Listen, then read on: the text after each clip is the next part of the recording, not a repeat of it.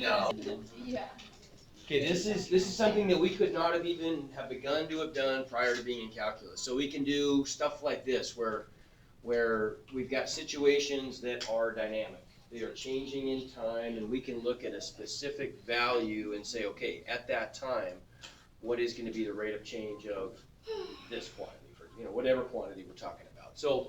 So let's look at this. We've got a situation where air is being pumped into a spherical balloon at a rate of 20 cubic inches per second.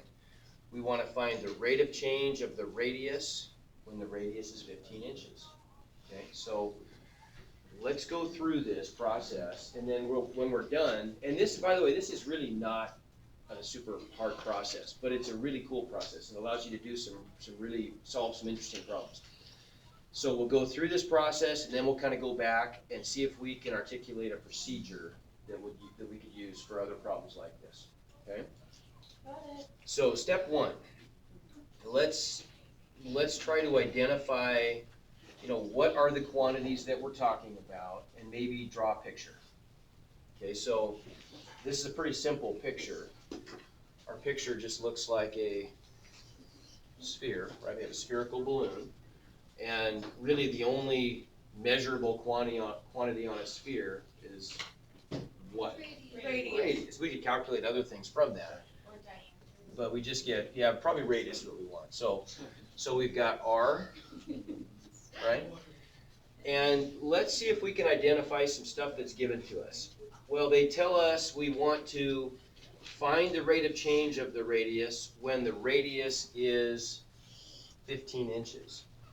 So that's one thing that we know that's at our particular moment in time, and the event that we're looking for happens when the radius is 15. So you kind of need to think about this like we're taking a video. The video is of the balloon expanding as air is pumped into it, and we're going to isolate the frame when the radius is 15 inches. Okay? So what I like to call these are the snapshot values of whatever the quantities are that we're measuring. Okay?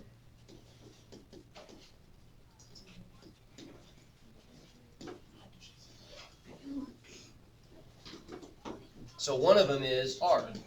R is 15 inches, right? Okay, are we given something else? Are we given something else up here? 20 inches. That's important, isn't it? Yeah, we're given something right here, 20 cubic inches per second. That velocity? Yeah, now what is that? What is that? That's not, what is that? Rate of change. It's got to be a rate of change, doesn't it? Because it's got the word per in it. Yep.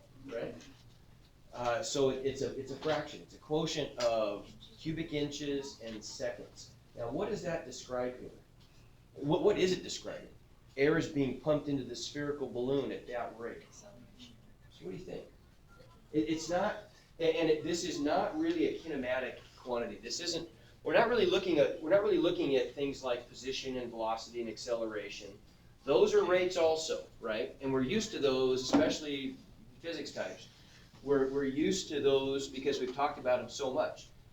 This is very similar. Right, when we talk about velocity, velocity is the rate of change of position, right?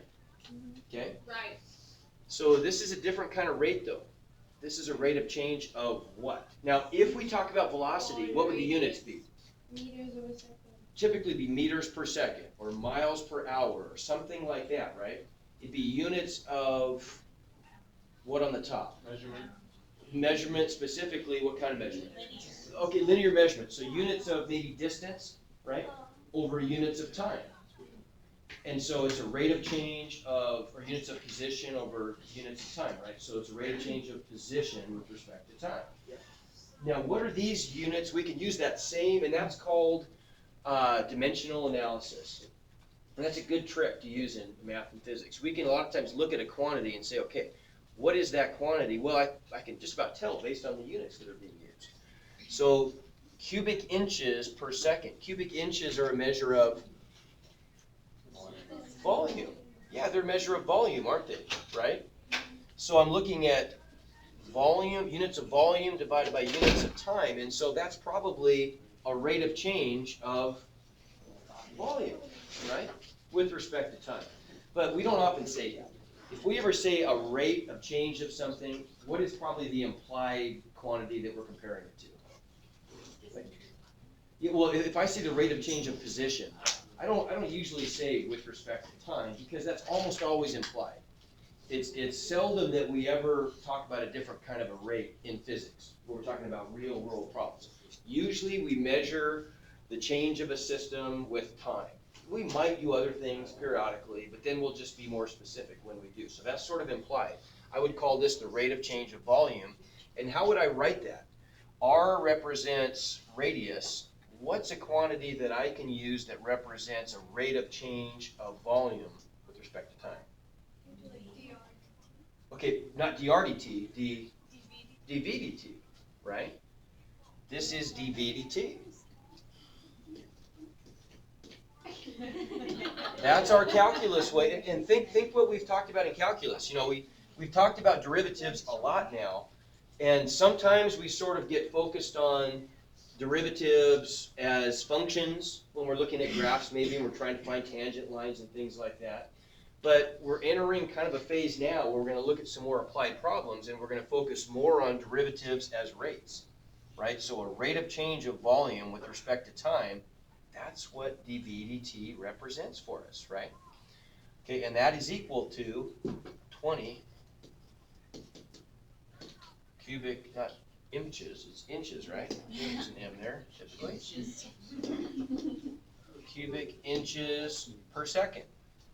Okay, so there's the other quantity that we're given. Now, what is it that we're trying to find? Those are the only two numbers that we're given. Yeah, good. We want to know what's the rate of change of radius, right? So that's the quantity we're looking for. How would I write that? dRdt, right? Right? Never mind. No, you're on, almost. So rate of change of radius, it's implied with respect to time, so we're looking for dr dt. Okay, already we're going to make one little change. Remember that we used, now we could call this, whenever we take a derivative, we can abbreviate that a little bit. It's kind of cumbersome to write this as, maybe it's nice to write it once that way. Yeah. So we can kind of see that it's volume over time, right? Prime? But we use primes, don't we? Okay, we always use primes to represent derivatives. That's an easy way to sort of, to make it a little less busy on the paper. And that's really a big deal. When you start to do lots of dense math, you want to keep the symbols as simple as you can. You really do, trust me. When you get pages and pages of just math, it's really nice to be able to look at that and have the symbols be abbreviated. Okay, but time is such a special variable for us when we talk about actual physics, you know, situations, real world situations, that we even like to be able to distinguish time from other variables. So when we talk about like a rate of change, in the past we've always said stuff like this. And this is fun, whoops. We've always said stuff like this. If we have dy dx, well, we'll just call that y prime, right? If we had something like, even if we had something weird like dz dy or something, we'd still just call that z prime. It just means the derivative within the context of our problem. But with time, it's different. With time, if I have something like dx dt, I call that x dot. I put a dot instead of a prime, which tells me right away that that's a rate of change with respect to time. Yeah, okay? And if I did dv dt, I would call that v dot. And if I did dr dt, I would call that D, what? R dot. There you go. Okay, now there's what happened if we did something like this? If we said, let's say that, well, we want to take a second derivative. If we wanted to take a second derivative, we could have said something like, first derivative, we could have said f prime of x. Second derivative, we could have said f double prime of x, right? We would have called this y prime. We would have called that y double prime, right? Okay, what about with dot products? What if I want to take, 2 dots. yeah, 2 dots, right? If I want to take, for example, let's say we want to take acceleration. So acceleration is defined as the second derivative of position, we'll say position on a straight line, with respect to t, right? So we would write that as x Double dot. double dot. Wait, so Looks a little strange. like a weird happy. Yeah, what about 3 dots? Where does it Okay, so then 3 dots would be the same thing, but seldom would we ever have 3 dots. Like, we know that we'll take kinematics as an example. So velocity is the derivative of position, right? Acceleration is the derivative of velocity. What comes after acceleration? Oh, There's that one weird. Yeah, you never talk about it. What is it? It's called the jerk, and you never The talk jerk, about it. yeah. Yeah, you, No one talks about yeah, no one talks about jerks, not in math class, or physics class. So yeah, we don't, you never really talk about that one, so we don't even need 3 dots. So And you never use it. But if you were, would you put all 3 dots in a row or make a triangle? You know, I don't even know. Would you write- I bet you would do that. That's I bet maybe you know how you go 5, 4. Maybe you just write a triangle. Maybe. I don't know. I've never done it. So that tells you how frequently you do it. True. Yeah. Okay. So then we can go back and we could change this very slightly. We could call this one V dot, right? That makes it a little simpler. And we're looking for R dot, right? Oops.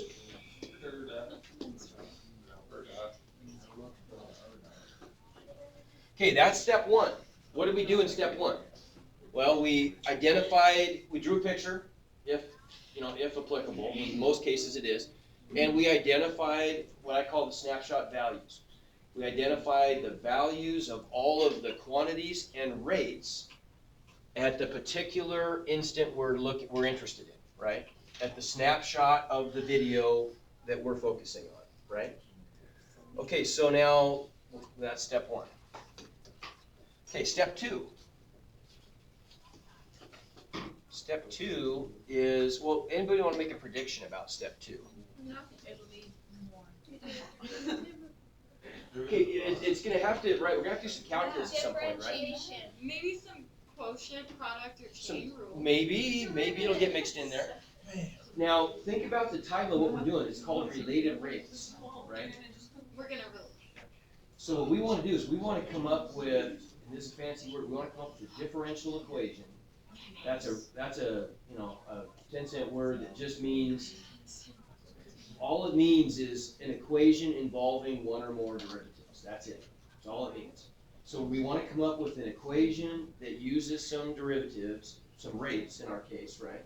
That's going to relate those rates. That's what equations do. They relate quantities, right? So to come up with that, though, to come up with our fancy differential equation, we've got to start with a normal equation, right? So now let's think. What would be the equation that we would use maybe to end up after doing some calculus with these kinds of quantities? There no equation. Okay, well there isn't one that's directly going to give us like V dots in there, but sometimes you can think of it this way. Kind of just blur your calculus vision for a second and ignore all dots. If you ignore all the dots up here, what are the kinds of variables that we're talking about? V's and R's. Yeah. And this is a sphere we're talking about, right? So what do you think the parent equation is? The volume of the sphere. Volume of a sphere. That's it, right? So that's our parent equation.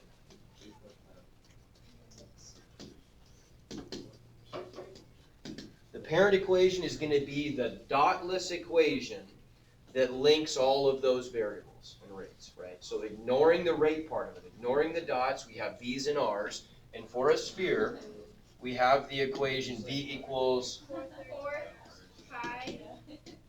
good, 4/3 pi r cubed. Okay? Right? So there's our parent equation, right?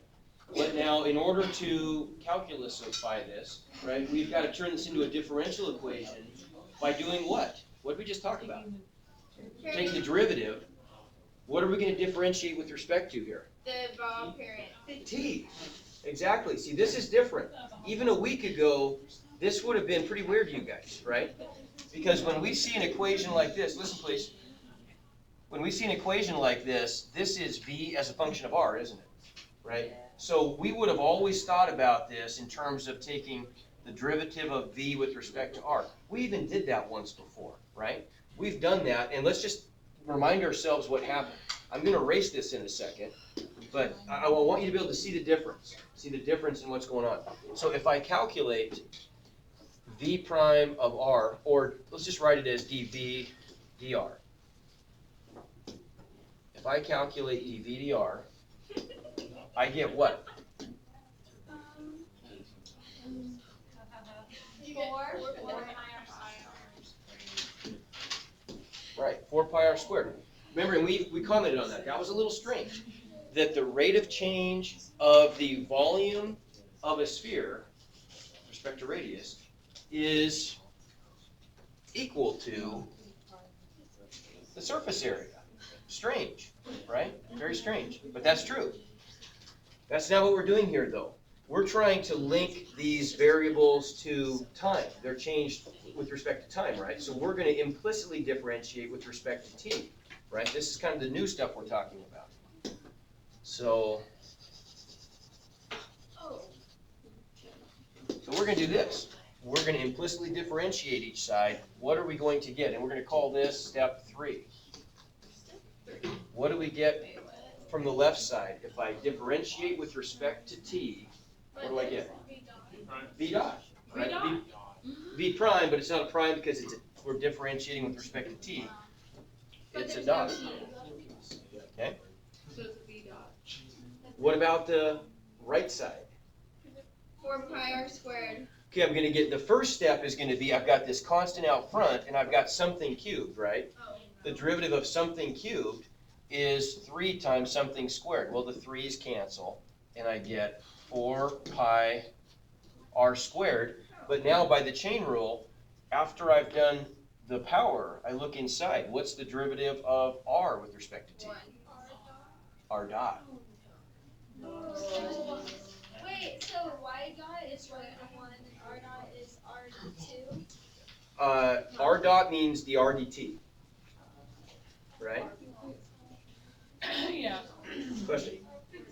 So then, you then have to find what r is respective to the t to actually. Well, we'll get there in a second. It actually does depend on r. It depends on both, right? Did that make sense? Should we talk through that step? Yes. Okay, so now think about this. Okay, if we're differentiating this expression with respect to r, the chain rule doesn't really apply because there's only one layer, isn't there? I'm differentiating, let's just forget about the 4/3 pi because that's a constant, right? That doesn't even matter. Yeah. If we're differentiating r cubed with respect to r, we're going to get 3r squared times dr, which is just 1. So we don't even include that step, right? But if I'm differentiating r cubed with respect to a different variable, I have to include that last step in there, right? There's 2 layers to this now. I've got the cubed layer, but then I've also got the derivative of the variable. Dr dt is not 1, it's r dot, right? Okay? So I've got these 2 pieces, there's 2 links in the chain rule there, right? Because I'm differentiating with respect to t. And that's really what this step could be described as. We're going to implicitly differentiate with respect to t. That's what we do. But there's no t. There is. There's no t. There's no t directly in our parent equation, but because we're differentiating with respect to t, we get rates. So you think outside dv dt and dr dt, right? Yeah, there are no t's there, you're right. There rarely ever will be. But that's not what we're looking for. Look at our original problem here. Does it ever say anything about time? No. It doesn't directly. It doesn't ever say, this is not the kind of problem that says, and you're used to seeing these in physics sometimes maybe. This problem says nothing like, what's the radius of the balloon when t equals, no, we're never given a time, It's just right? implied. It is implied, because it's implied through the rate. Because the only place time ever shows up is within the Right. rates. Oh, that Right? makes more sense, yeah. See what I'm saying? No. We just wanna know how fast is the volume changing. Well, the volume is changing at a rate of 20 cubic inches per second, right? We measure a rate in terms of a time, a rate of change with respect to a time. How fast is volume changing with time, right? We wanna know, our ultimate goal here is to find out how fast is the radius changing with time. In other words, the units we're gonna expect in our answer are probably gonna be what? Seconds? T's. Well, not just seconds. Inches. Inches Per per second. second. That's what we wanna know. The radius is changing. At that moment, at that snapshot, the radius is changing at a rate of this many inches per second, right? Yeah. So the t is not, we don't have to have a t in the original equation. We never even specify a time. But we're still going to differentiate with respect to t so that we can get rates of change, right, that involve time. We're not done yet, right? No, we're not done yet, but we're almost done. We're done with the calculus. Yeah. Now, all we have to do, the final step, oops. So the final step is just isolate the variable that you're looking for and plug and chug. That's it. Plug and chug. Yep.